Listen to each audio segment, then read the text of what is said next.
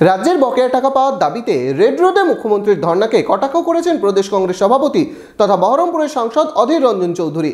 দিদিকে বলবো, গরিবের টাকা আদায় কলকাতায় কেন, দিল্লিতে ধর্নায় বসুন, মন্তব্য অধীর রঞ্জন চৌধুরীর। সাংবাদিক বৈঠকে কি বলেছেন তিনি শোনাবো। আমার তো বক্তব্য ছিল একটাই, যে ধর্না যদি দিতে হয় কলকাতায় কেন? ধর্না তো দিল্লিতে দেওয়া উচিত ছিল। আমাদের কথা এখন আমিও যাবো সেই ধর্নায়। বাংলার গরিব মানুষের দাবি আদায়ে যদি সত্যি সত্যি আপনি আন্তরিক হন, দিল্লিতে চলুন ধর্নায় বসবেন, আমরাও যাবো সেখানটায়। মাইক দিতে হবে না আমাদেরকে, এমনি বসবো সমর্থন করে। যদি সত্যিকারের টাকা আদায় করতে হয় চলুন দিল্লিতে গিয়ে অবস্থান করুন। আপনি সিঙ্গুর আন্দোলনের জন্য 28 দিন অনশন করেছিলেন, বাংলার গরিব মানুষের জন্য 28 ঘন্টাও তো অনশন করবেন।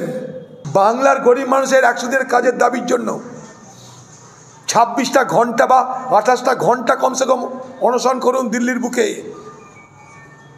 আমার দাবি এটা আপনার কাছে।